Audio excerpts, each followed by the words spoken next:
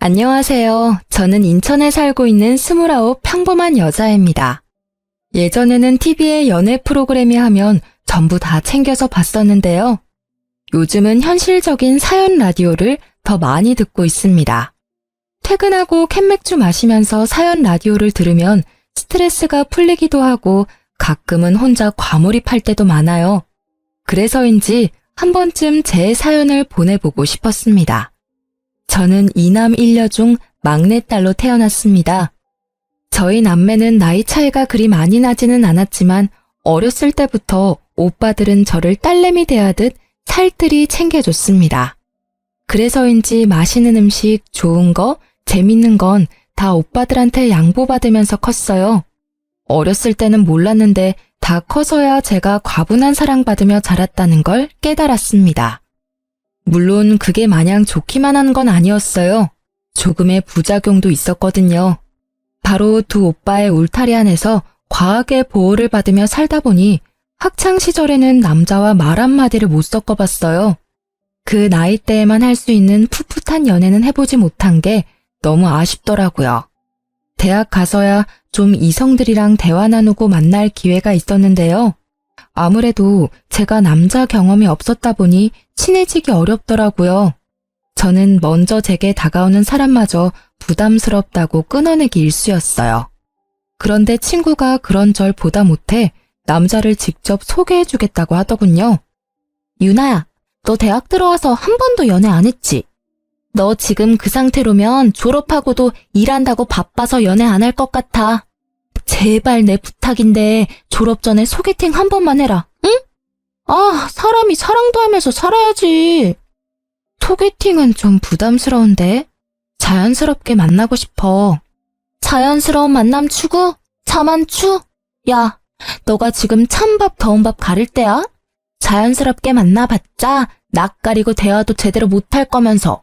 가볍게 소개팅을 먼저 시작해보고 경험 쌓아서 남자분을 눈을 키워야지.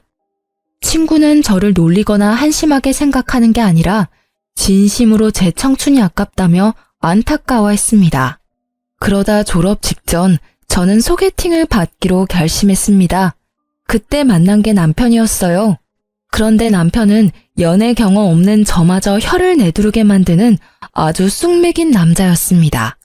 저랑 눈도 제대로 못 마주칠 뿐더러 카페에서 메뉴 하나도 척척 주문을 못 하더라고요. 그럼에도 제가 마음에는 들었는지 소개팅 후 애프터를 신청하더군요. 저는 당연히 거절했어요. 그런데 운명의 장난일까요? 제가 대학 졸업 후에 곧바로 취업을 못했었거든요. 취업하기 전까지 용돈이라도 벌려고 아르바이트 면접을 봤는데 그곳에 소개팅을 했던 그 남자, 지금의 제 남편이 일하고 있었어요. 분명 그때 전혀 이성적인 호감이 안 느껴졌던 사람인데 같이 아르바이트 하면서 힘든 일을 겪다 보니 어느새 정이 들어버리더군요. 남편은 연애는 쑥맥이었어도 사회 경험은 저보다 훨씬 많은 사람이었으니까요. 태어나 난생 처음 알바를 하는 저와 달리 그는 여러 아르바이트를 해왔어서 그런지 제가 헤맬 때마다 능숙하게 많이 도와줬습니다. 자연스럽게 의지를 많이 하게 됐고 저는 그렇게 첫 연애를 시작했습니다.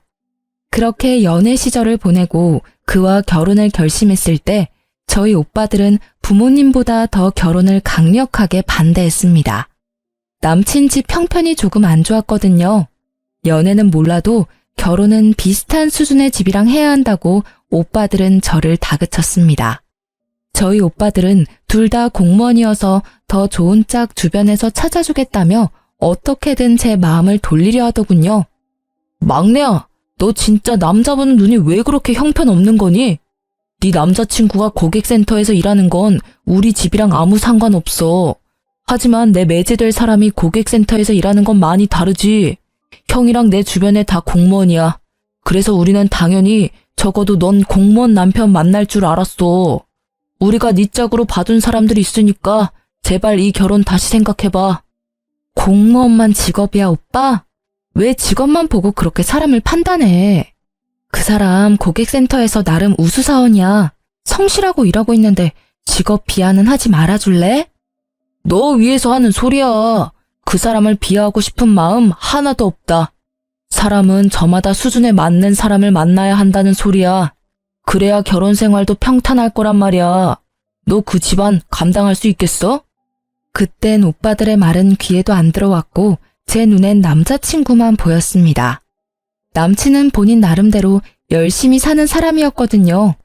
넉넉한 집안도 아니었고 좋은 회사를 다니는 건 더더욱 아니었지만 그때의 남편은 불금에도 놀지 않고 대리운전을 해서 투잡을 뛰는 성실한 사람이었습니다.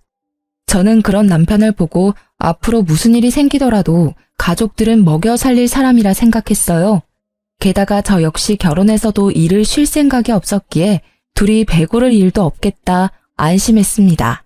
오빠들은 끝까지 반대하다가 남편을 한번 제대로 만나보고는 사람은 좋더라면서 제게 사과했습니다. 부모님께서도 끝내 막내딸이 좋아하는 남자면 인성만 좋으면 됐다 하셨고요. 그렇게 저는 친정가족이 반대했던 결혼을 해냈습니다. 그래서인지 더더욱 잘 살고 싶었어요.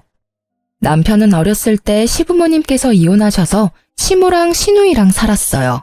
사람은 착한데 여동생 있는 것 치고 센스가 너무 부족했던 남편은 제가 연애하면서 많이 고쳐놔서 사람으로 만들었어요. 연애 초반에는 뭐 맛있는 거라도 먹으러 가면 저보고 먹어보라는 소리도 없이 허겁지겁 남편이 혼자 다 먹어버려서 벙찐 적도 있었습니다. 그때 화를 안 내고 저는 아무도 안 뺏어 먹는다고 어린아이한테 알려주듯 남편에게 말했어요.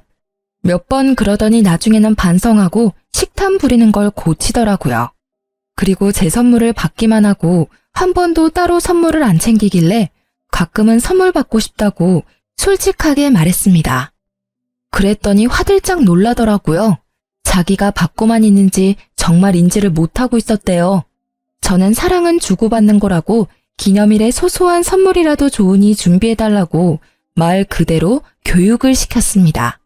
저희 남편은 빙빙 둘러서 말하는 것보다 직설적으로 말하면 긍정적으로 바뀌었거든요.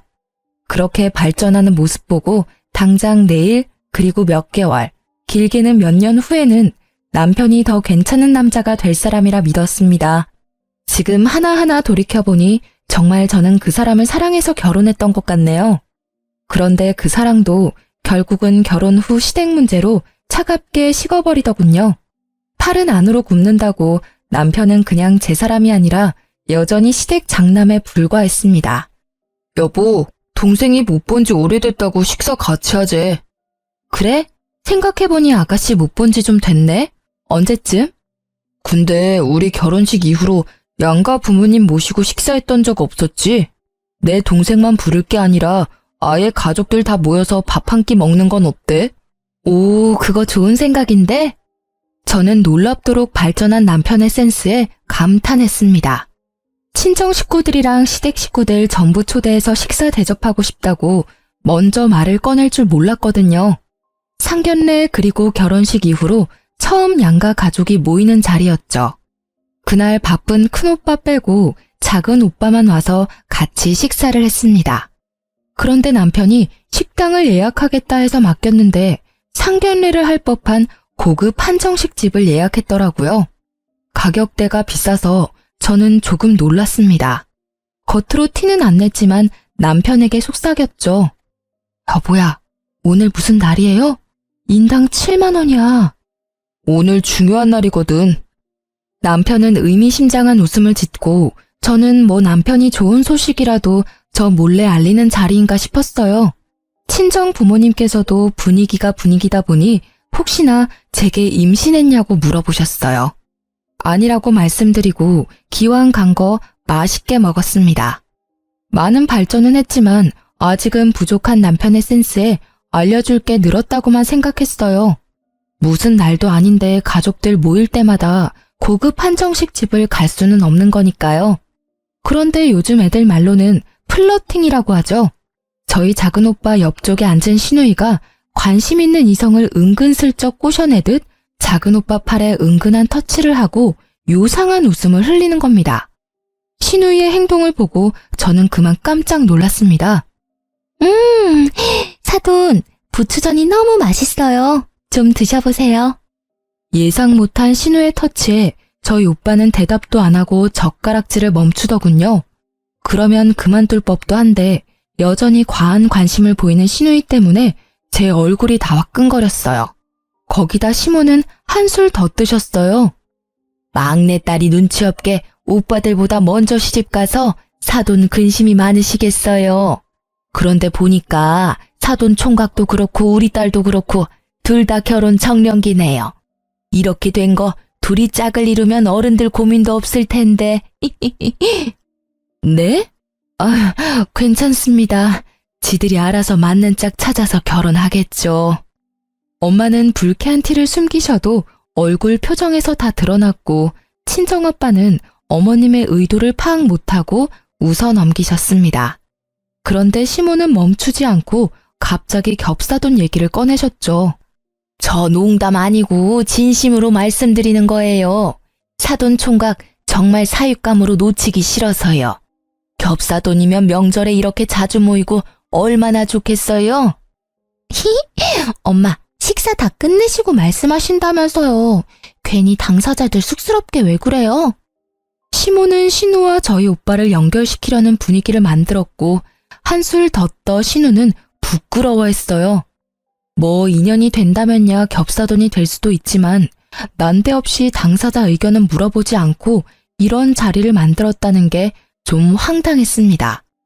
게다가 신우이는 오래 사귄 남자친구가 있었거든요. 아가씨 남자친구 있으시잖아요. 아니, 그놈이랑은 헤어질 거야. 결혼까지 생각하고 만나는 거 아니고 정 때문에 만나는 거지. 암튼 사돈 총각 절대 그놈은 신경 절대 안 써도 돼요. 넌 눈치도 없게 그걸 지금 말이라고. 제 말에 당황해서 어쩔 줄 몰라 하는 시누이 대신 시모가 대신 입장을 말하는데 그 말들도 참 웃겼습니다. 지금 사돈 처녀 만나는 사람도 있는데 겹사돈 이야기 하신 거예요? 아까부터 진짜 너무 불쾌하네요. 진지한 관계 아닙니다, 사돈. 이건 정말 예의가 아닌 것 같으시네요. 어머님, 곧 헤어질 사이예요. 깊은 관계 아닙니다. 오해하지 마세요. 아니, 사돈 처녀. 어머님이란 부르지 말아줄래요? 이게 무슨 경우 없는 상황인지 모르겠네요. 이미 식사 분위기는 엉망이 됐고 부모님은 집으로 돌아가셨습니다. 내내 잠자코 참고 있던 둘째 오빠는 남자친구가 있다는 말에 역시나 화가 났는지 자리를 박차고 일어났습니다. 이게 도대체 무슨 상황이지? 먼저 들어가 보겠습니다. 저는 사돈한테 일말에 관심 없고요. 잘 될 마음도 없습니다. 오히려 불쾌하네요. 종아야, 오빠 먼저 갈게. 나중에 연락하자. 오빠. 그렇게 식사를 끝마치지도 못하고 친정 식구들은 집으로 갔어요. 여보, 형님께서 계산 안 하시고 그냥 가셨대. 그래서 이 비싼 밥값 내가 계산 다 하게 생겼어. 빨리 형님한테 연락 좀 드려봐. 그게 무슨 소리야? 밥 한 술도 제대로 못 두고 간 우리 오빠가 왜 계산을 해야 해? 이 상황에 지금 그게 할 말이야? 여보야, 화내지 말고 이성적으로 생각해봐. 우리가 감당하기 너무 비싸잖아. 형님께 이체해달라고 연락 좀 해보면 안 돼? 울상짓는 눈치 없는 남편을 보고 저는 어이가 너무 없었어요. 자기가 온 식구 다 불러 모아놓고는 왜 우리 오빠 보고 계산하래? 어머 얘, 너 그러다 내 아들 잡아먹겠다. 뭘 그렇게 도끼 눈을 하고 애한테 따져? 내가 사돈 총각이랑 내 딸 한번 이어주려고 자리 마련해보라 시켰다. 그게 뭐가 잘못됐니? 참나, 돈도 잘 벌면서 이 정도 식사값도 계산 안 하고 그냥 가다니? 어머님, 저 도저히 이해가 안 가서 그러는데요. 왜 저희 오빠가 식사값을 당연히 계산해야 하나요? 그리고 지금 이 상황 저도 너무 속상하고 화나요. 새언니, 왜 속상해요? 제가 더 서운해요. 저 남자친구 있는 건 뜬금없이 저한테 물어보지도 않고 왜 공식적으로 말한 거예요? 저랑 오빠랑 잘 되면 언니한테도 좋은 일이잖아요. 아가씨, 남자친구랑은 헤어지셨어요? 아직 안 헤어지셨잖아요. 맞는 말 했는데 왜 아가씨가 화내세요? 화낼 사람은 바로 저예요. 가벼운 말싸움 후 그만하자며 시모와 시누이도 결국 자리를 뜨더군요. 다음에 얘기하자고 얼버무리면서요. 그 와중에 남편은 제 기분을 살피지도 않고 아직도 뭐가 잘못됐는지 모르는지 철없이 용돈 다 썼다며 계산서를 제게 내밀더라고요. 그날 50만 원 넘는 돈 썼는데 아무도 제대로 된 식사를 못했어요. 저는 집에 돌아와서야 남편에게 제대로 따졌습니다. 당신 처음부터 그런 불순한 의도로 우리 식구들 부른 거였어? 그것도 난 기분 들어온데 우리 오빠가 계산 안 했다고 투덜거리는 모습도 최악이더라. 누가 당신 보고 비싼 한정식 예약하랬어? 누가 우리 오빠한테 아가씨 소개시켜 달랬냐고. 지금 이게 도대체 무슨 상황인데? 불순한 의도라니, 기분이 더럽다니, 말 좀 가려서 해라. 그리고 소리 지르지 말고 이야기해, 차분히 얘기하란 말이야. 아니, 다 큰 남녀 소개시켜주는 자리를 꼭 세세하게 말하고 진행시켜야 해? 어색한 분위기 말고 자연스럽게 분위기 형성한 거잖아. 우리 엄마께서 얼마나 무안하셨겠어? 당신 그렇게 안 봤는데 너무 매정한 것 같아. 충분히 좋게 위트 있게 넘길 수도 있는 상황이었어. 게다가 오빠로서 지금 내 동생 남친은 비전이 없어. 결혼시키기 싫다고. 이렇게 가까이에 좋은 신랑감 있는데 내가 망설일 이유가 있겠어? 동생 위해서 용기 한번 내본 거라고. 근데 당신 때문에 다 망쳤어. 너나 소리 지르지 마. 이 상황에 무슨 교양을 따지니? 너 지금 네가 뭘 잘못한 건지 모르지? 나 당신 부인이야. 간단히 상의라도 했어야지. 그럼 당신이 내 동생이랑 형님 연결시켜 줬을 거야? 아니? 그럼 내가 당신 죽어라 말리기라도 해서 애초에 이런 상황 안 만들었겠지.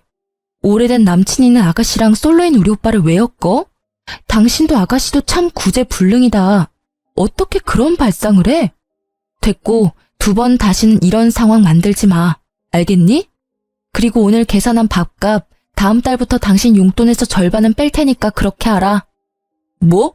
그런 게 어딨어. 반반 부담할까 했는데 그냥 네가 다 낼래? 남편은 끝까지 삐죽거리며 제 속을 긁더라고요. 근데 말야, 당신 나한테는 심하게 해도 우리 엄마랑 내 동생한테는 당신 너무 심했어. 따로 사과할 거지? 사과는 내가 받아야 할 입장이거든? 그때 저는 처음으로 남편에 대한 콩깍지가 다 벗겨졌어요. 결혼 전 오빠가 그토록 제 결혼을 말렸던 장면들이 마치 파노라마처럼 제 머릿속을 스쳐 지나갔죠. 저는 반성 태도를 보이지 않는 적반하장인 남편과 각방을 쓰면서 투명인간 취급했어요. 남편은 며칠 지나자 결국 싹싹 빌더라고요. 잠시 정신이 어떻게 됐다나 뭐라나 제가 사과를 안 받아주자 남편은 그날 계산했던 밥값을 시누이랑 반반 부담해서 제게 입금했더라고요. 그래서 마지못해 사과를 받아줬습니다. 이미 그 한 번의 일로 남편에게 정이 떨어질 대로 떨어졌지만요. 그렇게 저는 정 떨어진 채로 결혼 생활을 겨우 이어나갔습니다. 머릿속으로는 이혼 생각도 좀 했던 것 같습니다. 게다가 그 사건 이후로 남편의 행동과 말투가 묘하게 결혼 전이랑 아주 딴판으로 변하더군요. 그러다 결국 지금까지 남편이 제 앞에서 보여줬던 좋은 모습들은 전부 일시적인 변화에 불과했다는 걸 깨달았어요. 시댁 식구들이 본격적으로 제 남편을 쥐고 흔들었거든요. 남편은 꼭 시모와 시누이의 말에 움직이는 꼭두각시 인형 같았어요. 아직 결혼 안 한 분들이 제 사연을 우연히 듣는다면 제발 결혼할 사람 그 한 명만 보지 마시고 그의 배경도 잘 보고 결혼 상대로 아닌 사람은 초반에 잘 걸렀으면 좋겠습니다. 저는 어리석게도 사서 고생을 했지만요. 얼마 안 가 시누이는 자신의 오래된 남자친구와 초스피드로 결혼식을 올렸습니다. 저도 속에 앙금은 남아있었지만 그때만큼은 잘된 일이라 진심으로 축복해줬습니다. 하지만 나중에 집에 날아온 우편물을 보고 그 진심도 싹 사라지더군요. 저희 부부가 쓰는 거래 은행도 아니고 저축은행 우편물이 제 남편 이름으로 와 있길래 저는 아무 생각 없이 열어서 내용을 확인했습니다. 남편은 저 몰래 신용대출을 3천만 원이나 받았더라고요. 혹시 남편이 나 몰래 무슨 사고라도 친 걸까 싶어 너무 놀라 손이 바들바들 떨리더라고요. 여보, 이거 뭐야? 아니 당신이 3천만 원 신용대출 받을 일이 뭐가 있어? 아이씨, 뭐야. 왜 남의 우편물을 함부로 열어? 여기 본인 외 개봉 금지. 안 보여? 아무리 우리가 결혼을 했어도 선은 넘지 말자, 어? 정말 웃기지 않나요? 남편놈은 그 상황에서도 프라이버시가 어쩌고 저쩌고 한참 제게 큰 소리를 치더라고요. 야, 뭐? 너야말로 선 넘지 마. 아니, 넘었네 이미. 우리가 벌면 얼마나 번다고 이자율 높은 저축은행에 3천이나 빌리니? 그거 이자랑 원금 어떻게 갚을 거야? 결혼했으면 대출도 의논하고 받아야 하는 거 아니야? 1금융도 아니고 이렇게 큰 돈을 저축은행에 빌린 이유가 뭔데? 어? 너 나 몰래 도박하니? 아님 주식? 코인? 무슨 소리야. 난 떳떳해. 그딴 거 안 한다고. 아니, 자기도 형님들이 막내 여동생 결혼한다고 우리 신혼집 해주셨잖아. 형님들은 당신한테 집 해주셨는데 나도 오빠니까 내 하나뿐인 동생 결혼한다는데 뭐라도 해줘야지. 혼수하라고 3천만 원 그대로 다 줬어. 뭐? 그걸 지금 말이라고 하는 거야? 우리 오빠들은 본인들이 번 돈을 차곡차곡 모아서 나 축하해준 거잖아. 이게 그거랑 같아? 너도 네가 모은 돈으로 축하해주던가. 네 수중에 있는 돈 쓰면 내가 말도 안 해. 어떻게 겁도 없이 덜컥 신용대출을 몇 천씩 받아? 게다가 넌 가정도 있는 사람이잖아. 내 의견은 하나도 안 묻고 상의 없이 신용대출 받는 게 정상이야? 당신 마인드 진짜 무섭다. 그게 이자가 얼만데? 너는 뭐 맨날 나보고 상의하래. 이런 것쯤은 나 혼자 결정해도 되잖아. 그럼 외벌이도 아니고 뻔히 너랑 나 맞벌이 하는 거 알고 있는데 어떻게 여동생한테 돈 없다고 말하냐? 그건 내 자존심이 허락 못해. 그리고 당연히 형님들은 돈 잘 버니까 대출 안 받아도 여유롭겠지만 난 그렇지 않잖아. 그러니 대출이라도 받는 수밖에. 그러니까 수준에 맞게 축하를 해줘야지. 답답하다. 전혀 말이 안 통해. 어쩌겠어. 이미 지나간 일이니까 그만 화내. 천천히 갚아나가면 되잖아. 그래서 말인데 생활비 각출하는 거 1년만 좀 봐줘. 뭐? 빚 갚는 게 남일이야? 뭐가 그렇게 여유롭고 덤덤하고 뻔뻔해? 우리 결혼했어. 저지르기 전에 상의했어야지. 1년? 어림도 없어. 네가 저지른 일 너 혼자 알아서 감당해. 경제관념까지 박살난 남편의 행동을 보니 저는 당장 이혼하고 이 상황을 벗어나고 싶다는 생각이 강하게 들었어요. 이대로 있다가는 저마저 빚더미에 앉을 것 같은 예감이 들었거든요. 거기에 시누이와 시모의 막 나가는 행동은 제 이혼을 더 앞당기게 해줬습니다. 남편과 냉전은 계속됐고 저는 개인적으로 이혼 전문 변호사를 알아보고 있던 중이었어요. 자고 있는데 새벽에 갑자기 시누이가 신혼집에 쳐들어와서는 저를 몰아붙이더군요. 언니 때문이라고요. 이게 다 새언니 때문이야. 아가씨 왜 이러세요? 지금 시간이 새벽 2시 반이에요. 신우는 난데없이 나타나서 바닥에 널브러져서 울기만 하며 하염없이 제 탓을 하더라고요. 다짜고짜 전부 제 탓이라는데 한편으로는 왜 그러는지 궁금하면서도 너무 어처구니가 없었어요. 그리고 시누이가 연락을 한 건지 시모도 곧 신혼집에 행차했습니다. 시모가 오니 신우는 어쩐지 더 기세가 등등해져서 울음소리는 더 커지고 저를 살짝 밀치기까지 하더군요. 그런 와중에도 남편놈은 저를 지켜주지도 않고 잠자코 그 상황을 지켜보고만 있었습니다.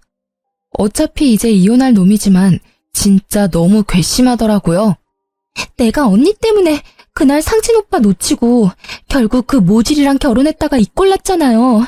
그 모질이 놈 바람났어. 내 결혼 어떡할 거야. 신우가 언급한 상진 오빠는 저희 둘째 오빠 이름이에요.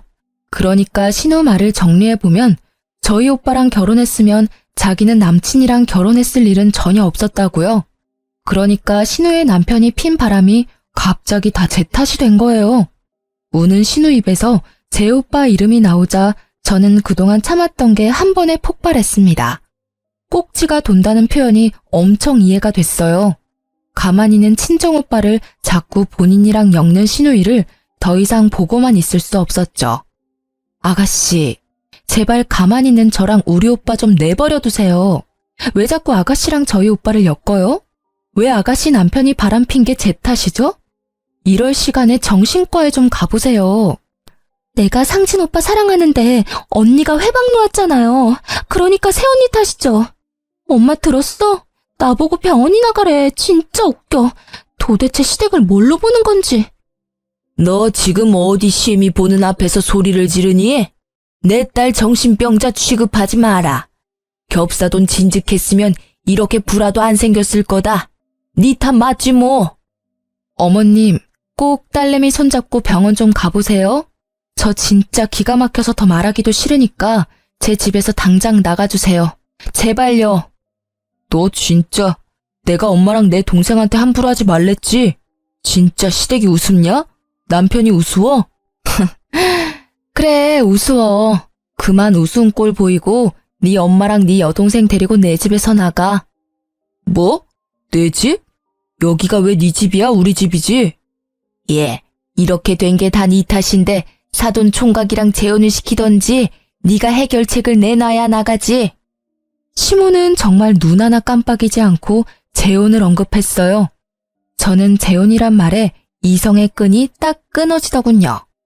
그놈 바람핀 걸 왜 나한테 책임을 묻냐니까요? 애먼 우리 오빠를 뭐가 어째요? 재혼? 다신 우리 오빠 입에 올리지 마세요. 우리 집이 만만해요. 제가 만만해요. 야, 넌 뭘 보고만 있어. 내가 분명히 다 데리고 나가라 했지. 제가 이성을 잃고 남편놈 멱살 잡고 뒤흔드니 평온해 보였던 시모는 그제야 눈이 뒤집혀서 제 뺨을 내리치려 손을 들더군요. 남편놈은 그나마 자기 마누라 뺨 맞는 건 또 싫은지 지가 대신 뺨을 맞았어요. 넌 그걸 또 속도 없이 왜 막아? 괜찮냐? 안 되겠다. 어머님은 어머님 자식만 귀하죠? 저는 일부러 남편의 뺨을 갈겼습니다. 시모는 자기 아들이 싸대기 맞았다며 개거품 물고 쓰러지려 하더군요. 제 손맛을 본 남편은 멍하니 정신 못 차리고 서 있고 시누이는 옆에서 씩씩거리더군요. 언니, 지금 우리 오빠 뺨 때렸어요? 왜? 너도 맞아야 정신 차릴래? 너도 한 대 맞기 전에 까불지 마. 너 정말 막 나가기로 한 거냐? 어디 내 앞에서? 저 이 사람이랑 이혼할 거예요. 눈에 뵈는 거 없으니까 얼른 나가세요, 당장. 당신 진짜 왜 이래? 잊었어? 여기 우리 오빠가 내 명의로 해준 집이야. 여보세요? 경찰이죠? 출동 좀 바로 해주실 수 있나요? 집주인이 나가라는데 계속 안 나가는 인간들이 있어서요. 저는 망설임 없이 경찰에 신고했습니다. 아니면 상식이 안 통하는 이 사람들과 날이 밝도록 싸울 것 같았거든요. 5분 만에 출동한 경찰들이 가족이라도 명의가 제 집이라 나가라면 나가는 게 맞다고 설명하자 시모와 신우는 온몸으로 발악했습니다. 남편에게도 꼴 보기 싫으니 같이 나가라고 했어요. 남편은 저를 아련하게 쳐다보더니 제발 좀 그만하라고 창피하니까 집에 가자며 시모와 시누이에게 소리치더군요. 그만하라는 말을 진작 좀 해주지.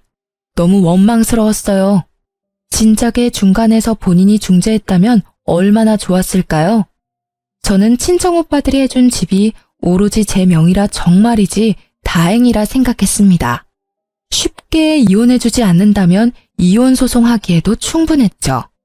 저는 그대로 울다가 지쳐 잠들었는데 일어나 보니 친정오빠의 연락이 가득 와 있었습니다. 오빠? 전화를 왜 이렇게 많이 했어? 너 시댁길로 할 말이 있어서 나 점심때 잠깐 들릴게. 알았어. 뭔가 예감이 안 좋았는데 시누이는 정신 못 차리고 친정오빠에게 따로 연락을 했더라고요. 나한테 연락 와서 제발 한 번만 만나자 하는데 소름 끼쳐서 싫다 했어. 아니 내가 따로 그 여자를 만날 일이 뭐가 있겠어? 저번 식사 자리 때부터 왜 그러는 건지 모르겠네. 대충 이야기 들어보니까 너 매제한테 이혼하자고 했다며? 오빠, 아가씨 일은 내가 대신 미안해. 근데 지금은 내가 다 말할 힘이 없어. 너 괜찮은 건 맞아?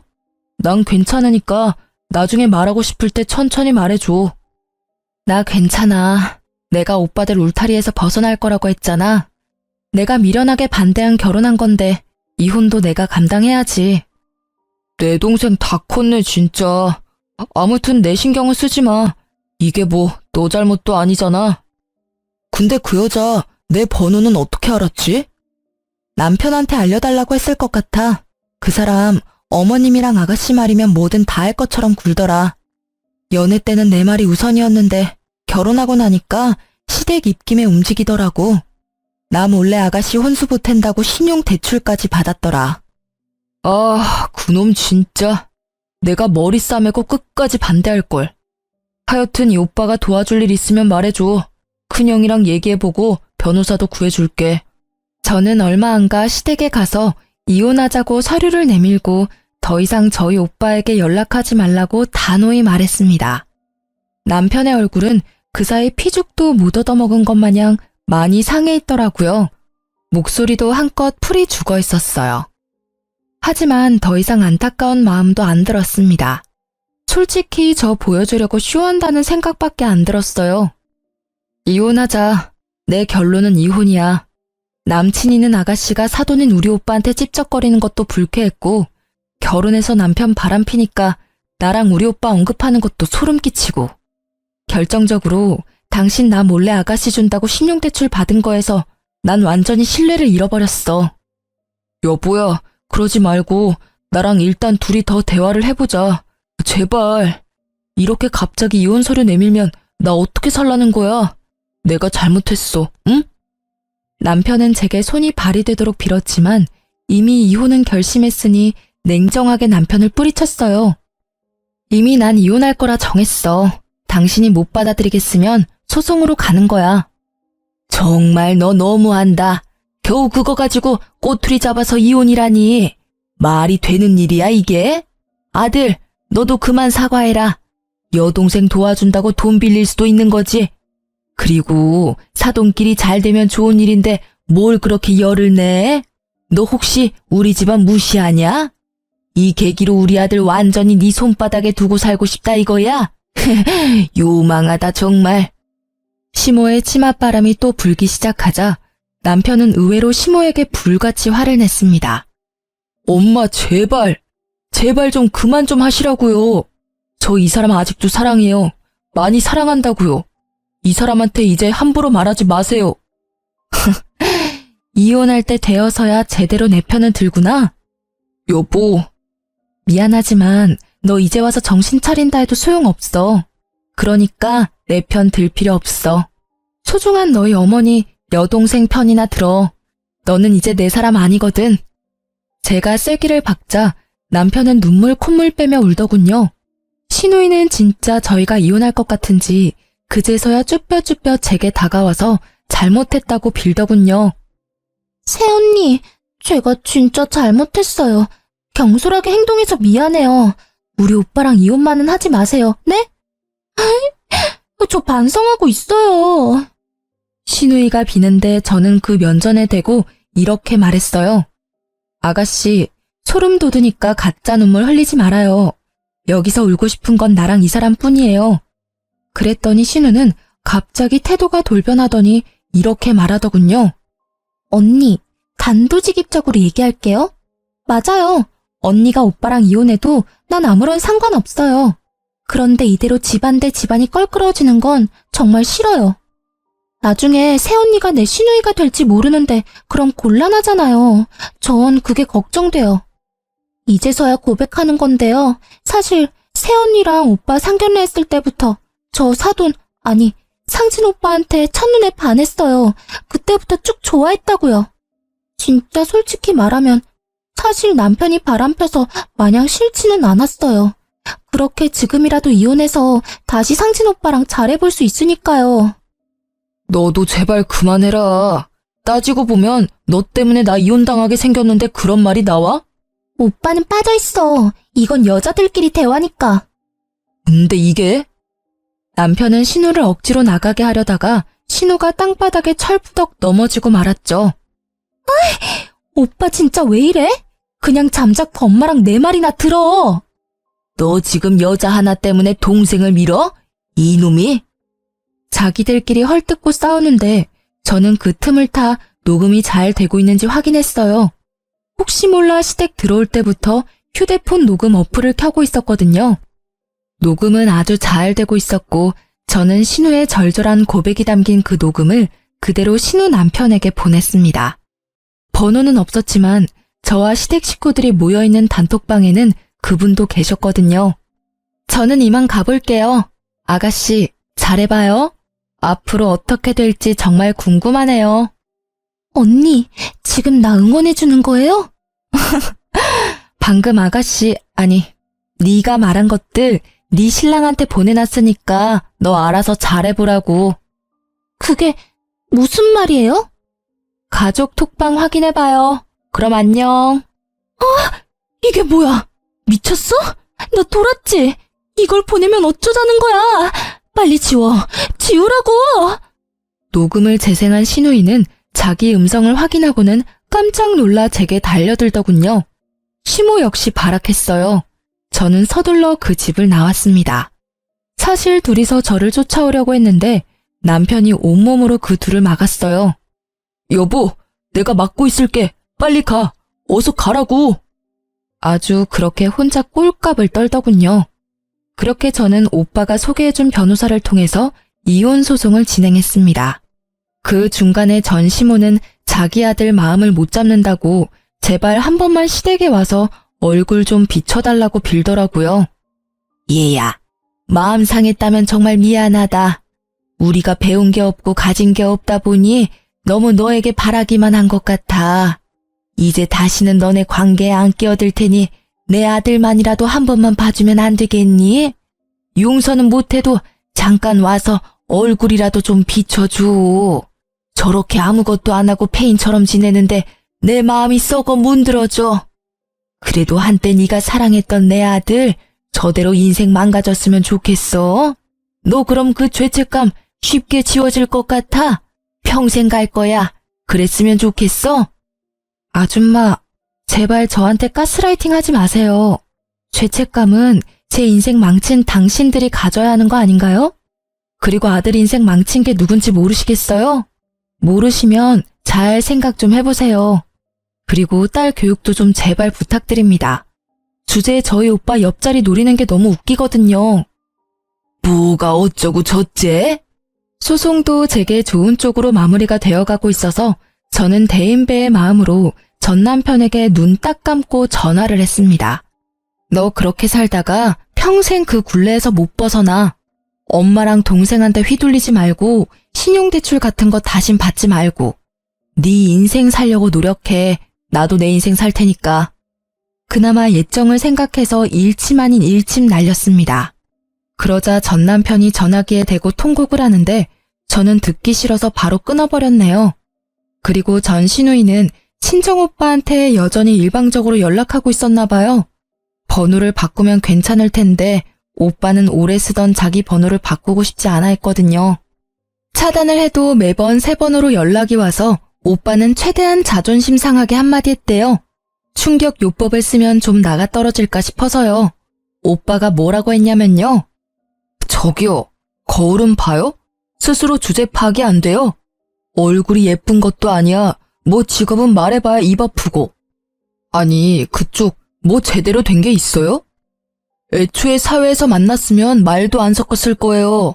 소중한 내 여동생의 가족이 될 사람들이니 그나마 상대해줬다고요. 이제 정신 차리세요, 이혼녀 아줌마. 뭐라고요? 이혼녀 아줌마? 그럼 당신 동생도 똑같거든요? 어떻게 그런 말을 해요? 그리고 나 어디 가서 예쁘다는 소리 듣거든요? 야, 내 동생이랑 어디 감히 비교해. 너보다 집안 빵빵하고 직업 안정적이고 네 오빠보다 든든한 오빠가 둘이나 있거든? 걱정 말고 넌 네 인생 살아. 한 번만 더 연락하면 스토킹으로 신고할 테니까 그렇게 알고. 전 시누이는 일말의 자존심은 남아있는지 그 뒤로는 연락이 안 왔다고 합니다. 나중에 알게 된 사실인데 신우 남편은 외도한 것도 아니었어요. 오로지 그것도 신우 본인의 감과 추측이었다고 합니다. 그 정도면 진짜 정신병원 가서 진료를 받아야 하는 것 아닌가요? 신우는 저희 오빠도 가능성이 없어지자 뒤늦게 자기 남편한테 매달려봤지만 제가 보낸 녹음 덕에 이혼당했더라고요. 저도 지 때문에 이혼했는데 자업자득이라 생각했습니다. 덕분에 살았다며 전 시누이 남편은 제게 고맙다고 인사까지 하더라고요. 서로 동병상련이었죠. 그런 집안이랑 엮여서 액땜 제대로 했다고 이야기를 나눴었네요. 결혼 전 연애 때까지는 정말 뜨겁게 전 남편과 사랑했기에 이혼하면서도 저도 많이 씁쓸하기는 했습니다. 좋게 헤어진 게 아니니까요. 그만큼 저도 상처가 컸고 많이 아팠으니 저는 저대로, 전 남편은 전 남편대로 각자 알아서 이 고통을 이겨내야겠죠. 사랑만 가지고 결혼하는 건 정말 모험 같아요. 주변에서 말리는 결혼에는 다 이유가 있다라는 걸 비싼 값 주고 저는 경험했습니다. 다른 분들은 그러질 않길 바래요. 지금까지 제 긴 사연 들어주셔서 너무 감사합니다.